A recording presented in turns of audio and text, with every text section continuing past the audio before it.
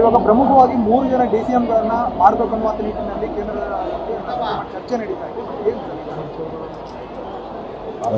Party ತೀರ್ಮಾನ ಮಾಡ್ತೀವಿ. ಅಧ್ಯಕ್ಷರು ಕೂಡ ಚೇಂಜ್ ಮಾಡ್ಬೇಕನ್ನುವಂತ ನಿಟ್ಟಿನಲ್ಲಿ ಒಳಗೊಳಗೆ ಬಹಳಷ್ಟು ಜನ ಚರ್ಚೆ ಮಾಡ್ತಾ ಇರುವಂತದ್ದು ಪಕ್ಷದಲ್ಲಿ. ನನಗೆ ಅವೆಲ್ಲ ಗೊತ್ತಿಲ್ಲ. ಸರ್, ಈಗ ಬೈ ಎಲೆಕ್ಷನ್ ಕಮಿಟಿ ಫಾರ್ಮ್ ಮಾಡಿದ್ದೀರಾ ಚಲುವರಾಯ ಸ್ವಾಮಿ ನೇತೃತ್ವದ ಅಧ್ಯಕ್ಷರು ಚನ್ನಪಟ್ಟಣದಲ್ಲಿ?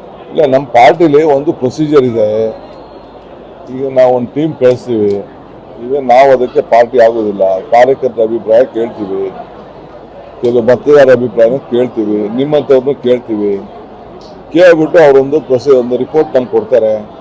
ಎಲೆಕ್ಷನ್ ಕಮಿಟಿ ಇದೆ, ಸ್ಟೇಟ್ ಎಲೆಕ್ಷನ್ ಕಮಿಟಿ ಇದೆ, ಅಲ್ಲಿ ಕೂತ್ಕೊಳ್ತೀವಿ. ನಾನು, CM, ಬೇರೆ ಬೇರೆ ಸೆಕ್ರೆಟರಿಗಳು ಎಲ್ಲ ಕೂತ್ಕೊಂಡು ಚರ್ಚೆ ಮಾಡಿ ಯಾರು ಟಿಕೆಟ್ ಕೊಡಬೇಕು ಅಂತ ತೀರ್ಮಾನ ಮಾಡ್ತೀವಿ. ಇವಾಗ ಪ್ರಮುಖವಾಗಿ 3 ಜನ ಡಿಸಿಎಂಗಳನ್ನ ಮಾಡಬೇಕನ್ನುವಂತ ನಿಟ್ಟಿನಲ್ಲಿ ಕೇಂದ್ರದ ಚರ್ಚೆ ನಡೀತಾ ಇದೆ. ಪಾರ್ಟಿ ತೀರ್ಮಾನ ಮಾಡ್ತೀವಿ. ಅಧ್ಯಕ್ಷರು ಕೂಡ ಚೇಂಜ್ ಮಾಡ್ಬೇಕನ್ನುವಂತ ನಿಟ್ಟಿನಲ್ಲಿ ಒಳಗೊಳಗೆ ಬಹಳಷ್ಟು ಜನ ಚರ್ಚೆ ಮಾಡ್ತಾ ಇರುವಂತದ್ದು ಪಕ್ಷದಲ್ಲಿ. ನನಗೆ ಅವೆಲ್ಲ ಗೊತ್ತಿಲ್ಲ. ಸರ್, ಈಗ ಬೈ ಎಲೆಕ್ಷನ್ ಕಮಿಟಿ ಫಾರ್ಮ್ ಮಾಡಿದ್ದೀರಾ ಚಲುವರಾಯ ಸ್ವಾಮಿ ನೇತೃತ್ವದ ಅಧ್ಯಕ್ಷರು ಚನ್ನಪಟ್ಟಣದಲ್ಲಿ? ಇಲ್ಲ, ನಮ್ಮ ಪಾರ್ಟಿಲಿ ಒಂದು ಪ್ರೊಸೀಜರ್ ಇದೆ. ಈಗ ನಾವು ಒಂದು ಟೀಮ್ ಕಳಿಸ್ತೀವಿ. ಈಗ ನಾವು ಅದಕ್ಕೆ ಪಾರ್ಟಿ ಆಗೋದಿಲ್ಲ. ಕಾರ್ಯಕರ್ತರ ಅಭಿಪ್ರಾಯ ಕೇಳ್ತೀವಿ, ಕೆಲವು ಮತದಾರರ ಅಭಿಪ್ರಾಯನ ಕೇಳ್ತೀವಿ, ನಿಮ್ಮಂಥವ್ರನ್ನೂ ಕೇಳ್ತೀವಿ. ಕೇಳ್ಬಿಟ್ಟು ಒಂದು ರಿಪೋರ್ಟ್ ತಂದು ಕೊಡ್ತಾರೆ.